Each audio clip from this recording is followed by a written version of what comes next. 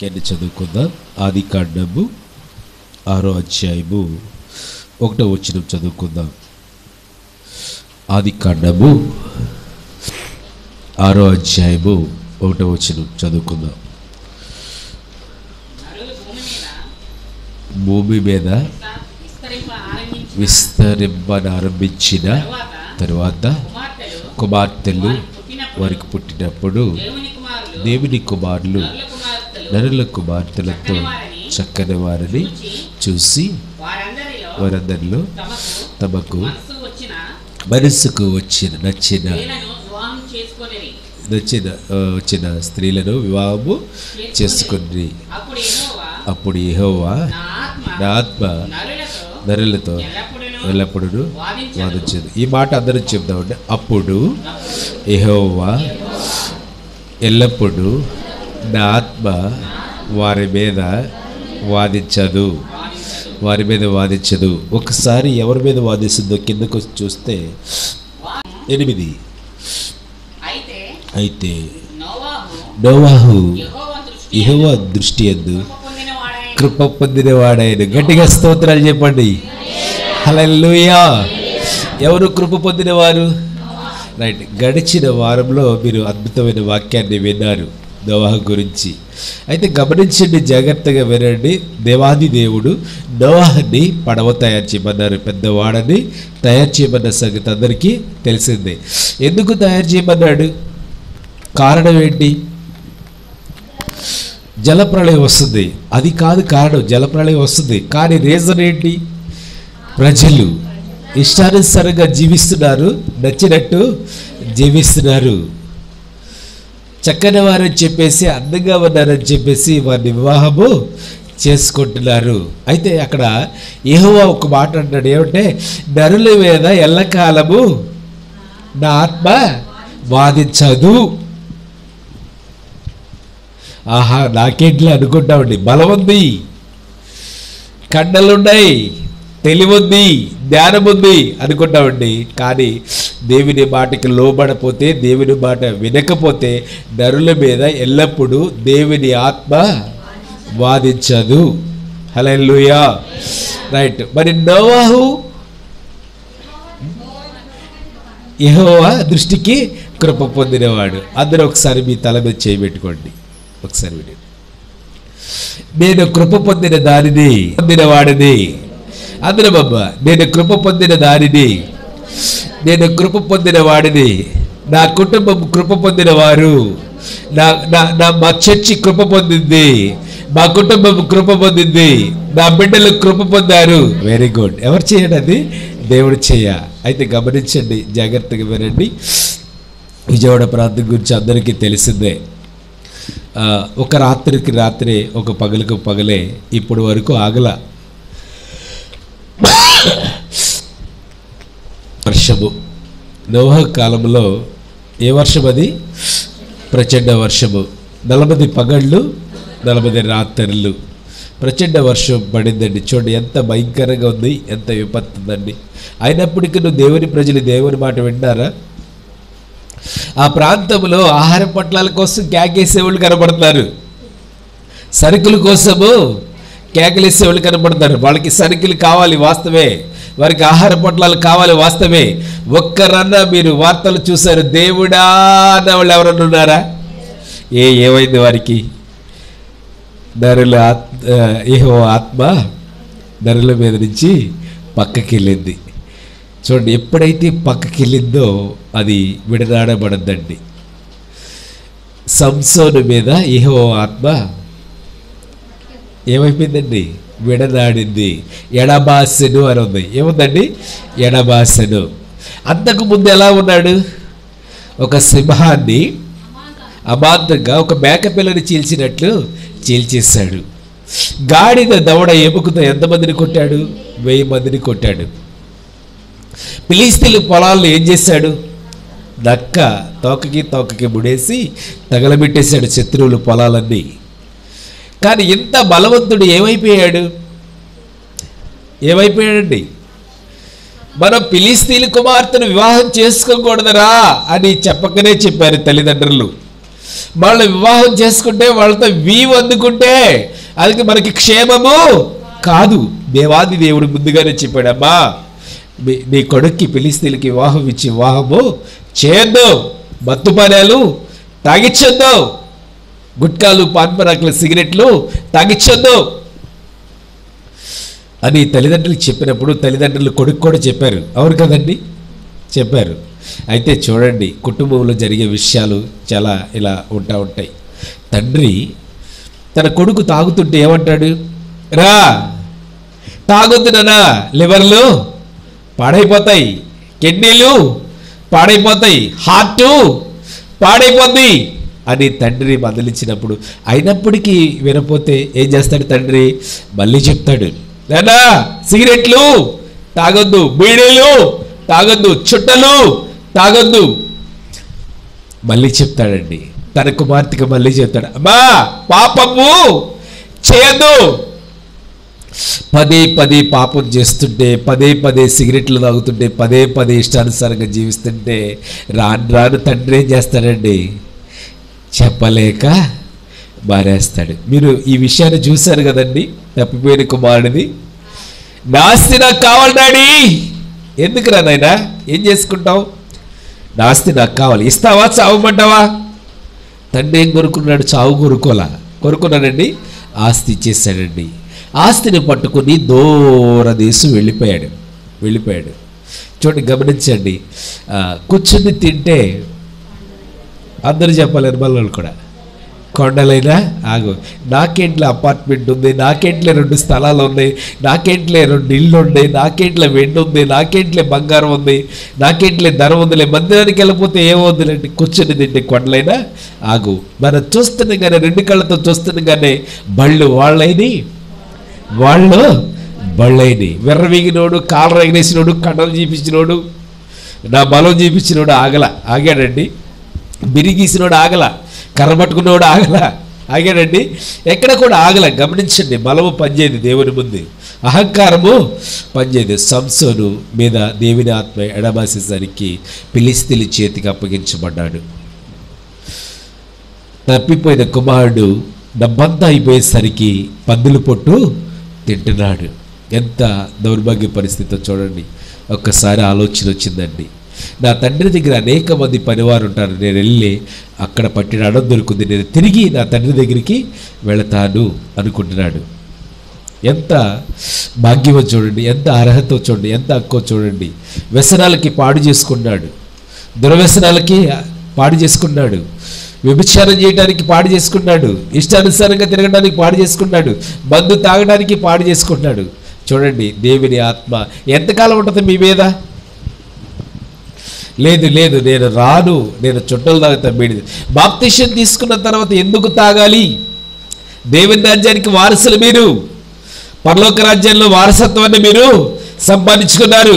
బాప్తిషన్ తీసుకున్నాక పాపం చేయకూడదు, ఇష్టానుసారంగా తినకూడదు, నచ్చినట్టు మనము జీవించకూడదు. నీ సొత్తు కాదు, విలువ పెట్టి నేను కొన్నాను. అయితే ఆ ప్రాంతం అంతా నశించిపోతుంది, వాటర్ వచ్చేస్తున్నాయి.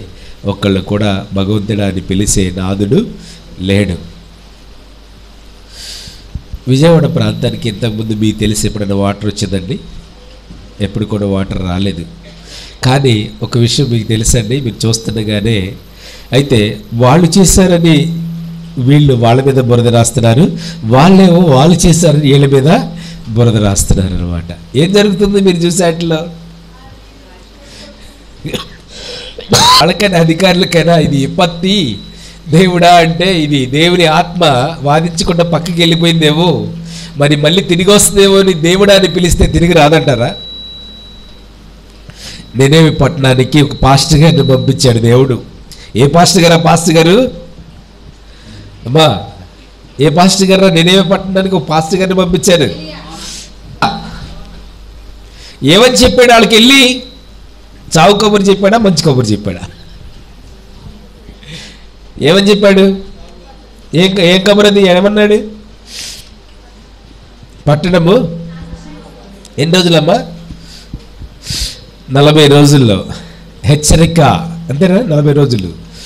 మీరు కన్నా లోబడపోతే పట్టణము నాశనం కాబోతుంది నాశనం కాబోతుంది అని నినేవే పట్టణస్థులు చెప్పినప్పుడు అందరూ మీకులాగానే వచ్చేసారు. గట్టిగా స్తోత్రాలు చెప్పండి. భయం ఏంటండి?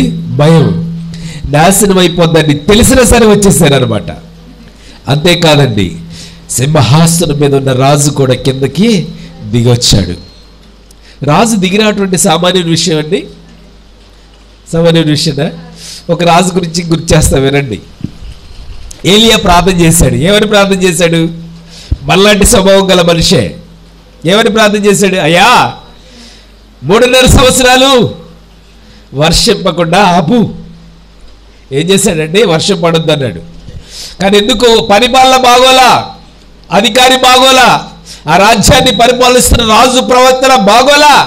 క్రైస్తవుల మీద, దేవుని ప్రజల మీద దాడి చేస్తున్నాడు. ఇష్టానుసారంగా జీవిస్తున్నారు, నచ్చినట్టు జీవిస్తున్నారు. వాళ్ళకి ఏది చేయాలంటే అది చేస్తున్నారండి. చూడండి, సింహాసనం మీద ఉన్న రాజు కిందకి దిగొచ్చి, సింహాసనం మీద ఉన్న రాజు కిందకి దిగొచ్చి ఏం చేస్తున్నాడు రా చెల్లి? తమ్ముడు ఏం చేస్తున్నాడు? వినబడిందా? ఇటు చూడండి అమ్మా. ఏం చేస్తా? గడ్డి మేస్తున్నాడు. అమ్మా, గడ్డి మేస్తారా? మనిషి గడ్డి మేస్తుందా? ఎందుకు మేరు? ఎవరు గడ్డి మేస్తుంది? పశువులు మాత్రమే గడ్డి మేస్తాయి, మనుషులు గడ్డి మేరు. ఎందుకు మేస్తున్నాడు? అక్కడ ఆహారం ఏమీ దొరకట్లేదు కాబట్టి గడ్డి మేస్తున్నాడు. చూడండి గతి ఎలాగుందో గమనించండి. 2 పాయింట్లు మీరు అర్థం చేసుకుంటే, నోవాహు నీతిమంతుడు, దేవుని సన్నిధిలో ఇష్టానుసారంగా జీవిస్తూ, నచ్చినట్టు జీవిస్తూ, తన ఇష్టానుసారంగా జీవిస్తూ, లోకంలో కానీ ప్రపంచంలో కానీ నిండిపోయిన ప్రజలు నిండిపోయి నచ్చినట్టు జీవిస్తున్నారండి. దేవుని ఆత్మ వాళ్ళని ఏం చేసిందండి? వాదించదు, వారి మీద ఉండదు. గొప్ప దేవుడు అండి, మహిమగల దేవుడు, నిన్న నేడు ఏకరీతిగా నిలిచిన దేవుడు. ఇప్పుడు మీరు నోవహులా విస్తరించబడింది జలవా? అందరు నోవహులు ఒకసారి చేయొద్దండి. నోవహులు అబ్బో చాలా పెరిగింది. లోకానుసారంగా జీవించే విధానం పెరిగింది, నచ్చినట్టు జీవించే విధానం పెరిగింది. మందిరానికి రండి, సంఘానికి రండి, ప్రార్థనకు రండి, చూద్దాంలే చేద్దాంలే. బాబుకి ఏమన్నా పిచ్చి పట్టిందా ఏంటి? ఈ ఆదివారాలు శనివారాలు నోవాకి ఏమైనా పిచ్చి పట్టిందా ఏంటి? కొట్టుకుంటున్నాడు కర్రలో. శిరస్సానకపు మ్రానును నరికి దాన్ని పెద్ద షిప్ని తయారు చేయి. 1వ స్టేరు, 2వ స్టేరు, 3వ స్టేరు. అద్భుతంగా తయారు చేశాడండి, అద్భుతంగా తయారు చేశాడు. గొప్పగా పిలుస్తున్నాడండి, లోపలికి రండి, యెహోవా అల్లా ఆశీర్వదింపబడిన వారులారా. తర్వాత పూర్తిగా నేనే చెప్పను, అది కూడా యెహోవా వల్ల ఆశీర్వదింపబడిన వారులారా లోనికి రండి. ఎక్కడికి? లోనికి, ఓడలోనికి రండి. సింహం పరిగెత్తుకుంటూ వచ్చింది, తల వంచుకుంది. పులి తల వంచుకుని లోపలికి వచ్చింది. పులి గర్జిస్తే ఎలా ఉంటుంది? అది సింహం గర్జిస్తే ఎలా ఉంటుంది? ఒక్కసారిగా నా పంజా విసిరిందంటే కాళ్ళే. అలాగే పులి కూడా అంతే సంగతులు. కరెక్ట్గా ఎక్కడ పట్టుకుంటుంది? పేకను పట్టుకుంటుంది. కానీ దేవుడు ఏం చెప్పాడు? నువ్వు నోవహు కుటుంబాన్ని, అక్కడ ఉన్న ప్రజలు ఏమీ చేయమాకు. కుందేళ్ళు వెళ్తున్నాయి, ఏం చేస్తుంది కుందేళ్ళని? పులి అమ్మా చట్నీలాగా నంచుకుంటుంది. ఎందుకంటే దీని వాక్యం ఏం సాధిస్తుందంటే, మీరు విననొల్లని వారిగా ఉంటే దేవుని ఆత్మ వాదించదు, మీ కుటుంబంలోకి రాదు. అప్పు అప్పు అప్పు ఎంతకాలమని వాదించకపోతే, ఇప్పుడు మీరు చేయబెట్టారు, దేవుని ఆత్మగారు మీ మీద లేకపోతే అప్పు అలాగే ఉంటుంది. నీతిమంతుడిగా ఉంటే, దేవుని వెంబడిస్తే, దేవుని ఆరాధిస్తే, దేవుని మహింపరిస్తే, దేవుని గణపరిస్తే అప్పు పటాపంచులండి పారిపోద్ది అక్కడి నుంచి. గట్టిగా చెప్దాం, రోగము రోగము రోగము. ఎంతకాలం ఈ రోగము? చూడండి, గమనించి ఎంతకాలమైన ఈ రోగము విడిచిపెట్టట్లేదు. దేవుని ఆత్మ ఏమైపోయింది? పక్కకి వెళ్ళిపోయింది. దేవుని ఆత్మ ఏమైపోయింది? పక్కకి వెళ్ళిపోయింది. గమనించండి, దేవుని ఆత్మ ఎప్పుడైతే నీ తల మీద పడిందో అప్పుడు నీ రోగము స్వస్థతనిస్తాడు దేవుడు. నేను మా 15-20 స్వస్థపరిచి యెహోవాని నేనే. మోటా ముళ్ళు సర్దుకున్న అక్క తెలుసా మీకు? ఏ అక్క? ఎస్, బాగా తెలుసు. మనకి లేడీస్కి ఎంత ఫాస్ట్గా ఉంటారు. మా తమ్ముళ్ళు ఫాస్ట్గా లేరు అనమాట. అక్క నయోమి అక్క సర్దుకున్నది కాక ఎవరిని సర్దించింది? కొడుకులు కూడా సర్దమందండి. ఆయన వాళ్ళు సర్దినాక ఎవరు సర్దమంది? ఏమయ్యోయ్ నువ్వు కూడా కానీ అంది. కుదురుగా వండించిందా? ఇక్కడ లంచ్ చెప్పి ఏముంది ఆ కుటుంబం మీద? దేవుని ఆత్మ ఉందండి. ఈయన బయలుదేరంగానే ఎడబాసింది, అక్కడికి వెళ్ళంగానే ఎడబాసింది. హల్లెలూయా, గట్టిగా చూడండి. హల్లెలూయా, గట్టిగా యేసయ్యకి మహిమలు చేద్దాం. హల్లెలూయా, యేసయ్యకి మహిమలు చెల్లిద్దాం. హల్లెలూయా. చూడండి, కొద్దిని ఎప్పుడు చూడలేదు మీరు. చాలా భయంకరమైన పరిస్థితి అండి, ప్రచండ వర్షం. ఒక విధంగా చెప్పాలంటే 77 తుఫాను మన తాతోళ్ళు కాలంలో మనుషులు కూడా కొట్టుకుపోయారు ఆ టైంలో. చూడండి ఎంత విధానము, ఎంత భయంకరమైన విపత్తు చూడండి. మరి తయారు చేస్తున్నాడు, పిలుస్తుంటే ఏమొచ్చేస్తాయి లోపలికి? అన్నీ వచ్చేస్తున్నాయి. పక్షులు, ఆడపక్షి వస్తుంది, మగ పక్షి వస్తుంది, అందరూ వస్తున్నారు. నోవాహు వచ్చాడు, నోవాహు భార్య వచ్చింది, నోవాహు 3 కుమారులు వచ్చారు, నోవాహు 3 కోడళ్ళు వచ్చారు. 8 మంది లోపలికి వచ్చేసారు. పిలుస్తున్నాడు, ఎన్టీఆర్ కాలనీ ప్రజలారా లోపలికి రండి. ఆగయ్యా బాబు, ఇంకా డ్యాన్స్ చేయాలి. ఏమంటున్నారండి? ఇంకా డ్యాన్స్ చేయాలి, ఇంకా చాలా చాలా రకరకాలైన పనులు చేయాలి. కానీ గమనించండి, మీరు జాగ్రత్తగా వినండి. నేను ఎంత చెప్పినా మీరు దాంట్లోనే ఉంటే దేవుని ఆత్మ ఉండదండి. దేవుని ఆత్మ కోసమే చెప్తున్నాను. దేవుడు ఆశీర్దిస్తాడు మిమ్మల్ని, మీ కుటుంబాన్ని దీవిస్తాడు. చక్కగా తన సురక్షితమైన రెక్కల కింద భద్రపరుస్తాడు. ఎవరి మాటకి లోబడాలి? దేవుని మాటకి లోబడాలి. గొప్ప దేవుడు అండి.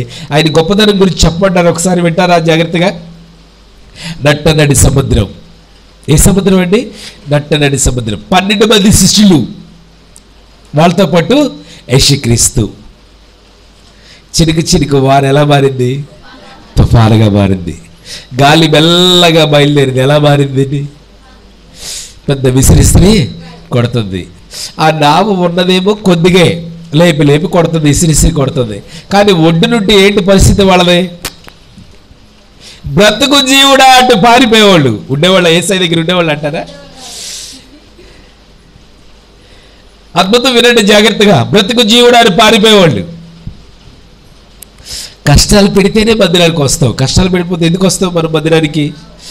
మీరు అని డబ్బులు ఉంటే ఎందుకండి మనకి మందిరం? మగపిల్లడు పుడితే మందిరం ఎందుకండి? ఆడపిల్ల పుడితే మనకి ఇక్కడ చాలా అదృష్టం తెలుసండి. ఇక్కడ చాలా చోట్ల మగపిల్లడు అంటారు. మన ఖాళీల రివర్స్ అన్నమాట.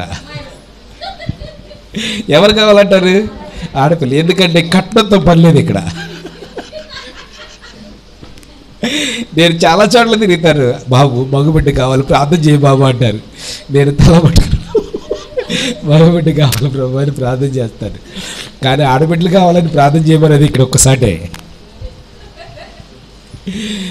గట్టిగా స్తోత్రాలు చెల్లిద్దాం, యేసయ్యకి మహిమలు చెల్లిద్దాం. హల్లెలూయా.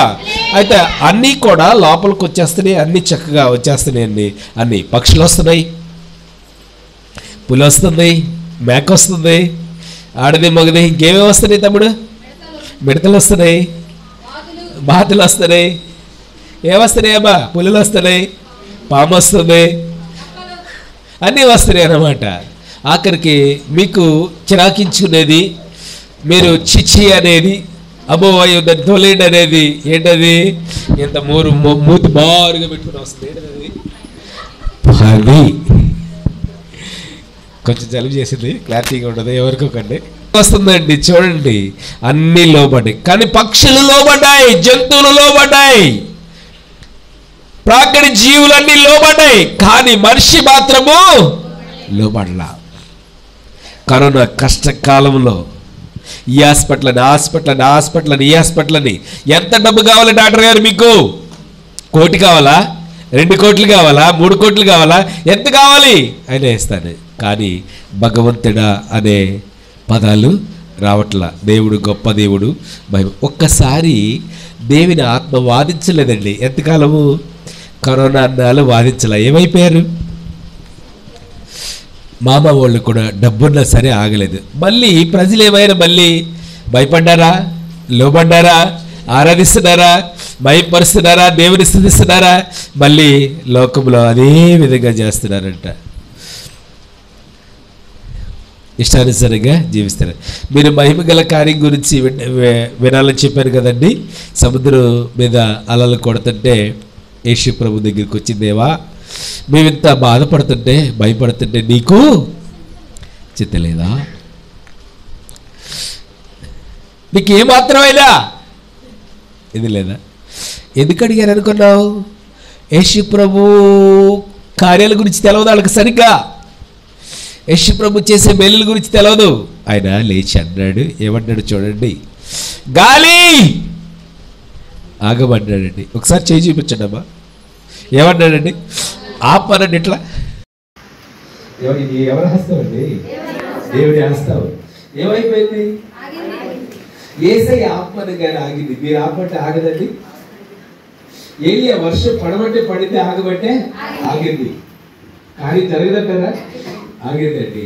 సముద్రమా నిమ్మలమవు అనండి. మీరు సముద్రమా నిమ్మలమవు. ఎవరన్నారు ఈ మాట? యేసుక్రీస్తు అన్నారు. గాలి ఎవరికి లోబడింది?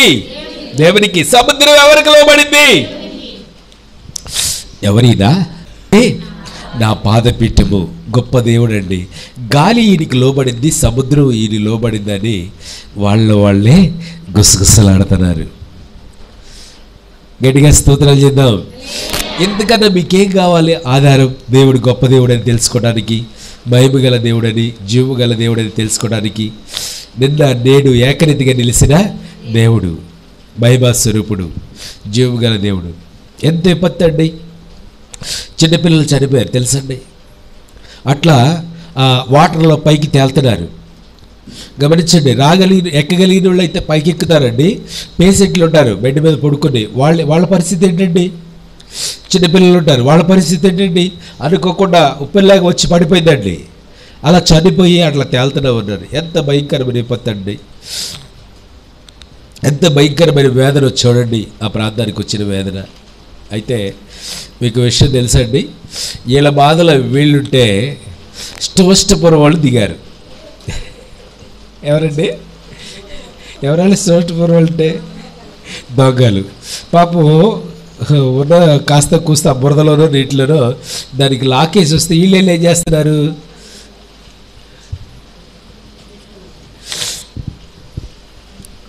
ఒక మాట మన పెద్దలు అంటారండి, గొడ్డోడు గొడ్డుకేడ్చాడట. అమ్మా ఎస్, తోలోడు తోలుకేడ్చాడట.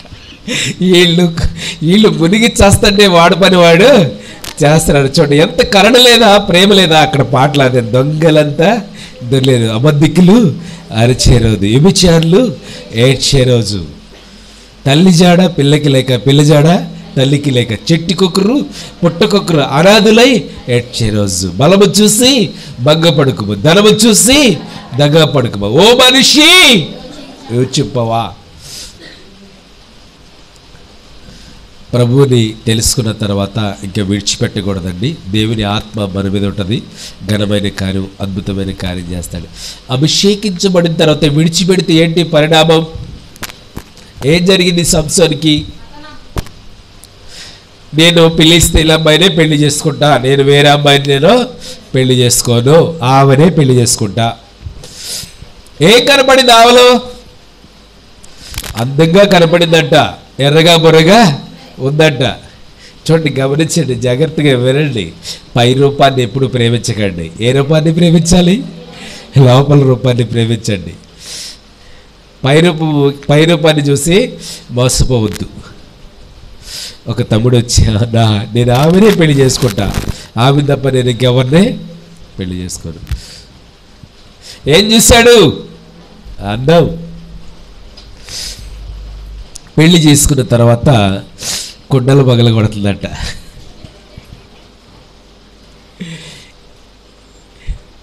హృదయాన్ని చూస్తారా, అందాన్ని చూస్తారా? దాన్ని చూడండి, గమనించండి. లేఖనం సెలవిస్తుంది, పరిశుద్ధ ఆత్మ దేవుడు మాట్లాడుతున్నాడు. దేవుని ఆత్మ మీ మీద ఉండునుగాక, దేవుని ఆత్మ మన ఎన్టీఆర్ కాళ్ళ మీద ఉండిన గాక. దేవుని ఆత్మ మన కాళ్ళ ప్రజల మీద ఉండిన గాక. దేవుని ఆత్మ విజయవాడ ప్రాంతం మీద ఉండిన గాక. దేవుని ఆత్మ విజయవాడ ప్రాంతం మీద ఉండి తన పక్షమున వాద్యమాడిని గాక. వాద్యమాడి గెలిపించిన గాక. వాద్యమాడి గెలిపించిన గాక. వాద్యమాడి గెలిపించిన గాక. అట్టి ఆత్మ మన మీద దయచేయును గాక.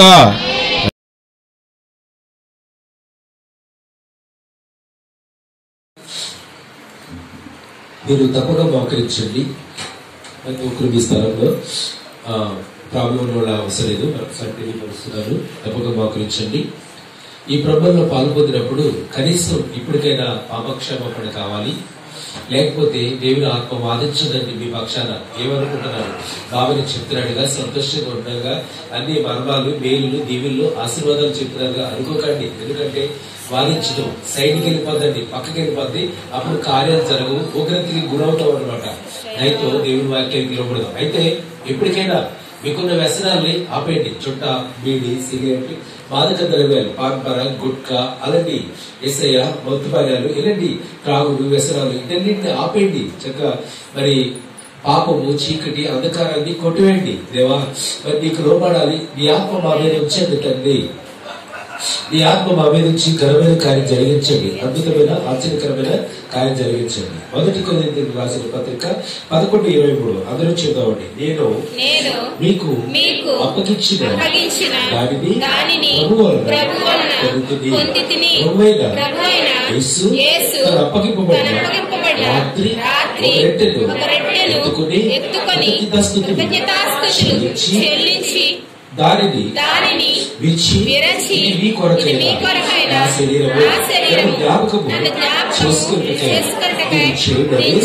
చెప్పెను. ఆ ప్రకారం అవసరమైన పిమ్మట పాత్రను ఎత్తుకుని పాత్ర నా రక్తం వలన మీరు దీనిలోనిది తాగినప్పుడల్లా నా జ్ఞాపకము చేసుకున్నట్లే నేను చేయడని చెప్పెను. మీరు ఈ రొట్టెను తిని ఈ పాత్రలో తాగినప్పుడల్లా ఆయన మరణంలో ప్రచురించుదురు. కాబట్టి ఎవడు అయోగ్యంగా ప్రభు యొక్క రొట్టెను తినునో లేక ఆయన పాత్రలో నుండి త్రాగునో వాడు ప్రభు యొక్క శరీరమును గూర్చి రక్తమును గూర్చి అపరాధి అగును.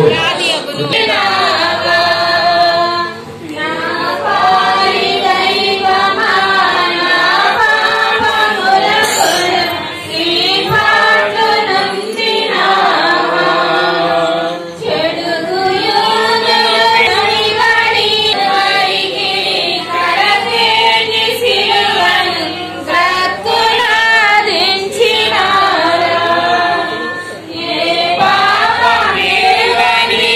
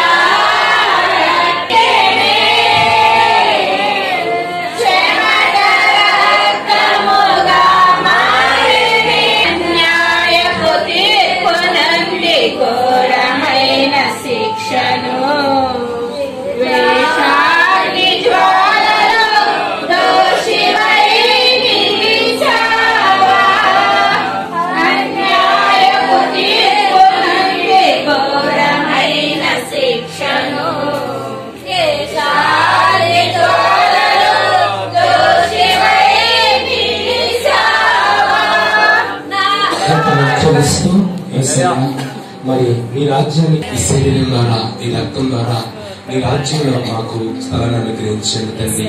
అయ్యా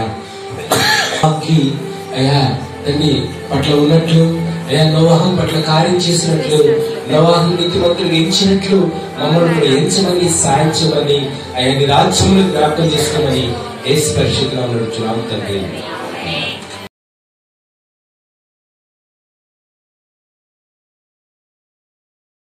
యేసయ్య నీకు స్తోత్రాలు, వందనాలు చెల్లిస్తున్నాం తండ్రి.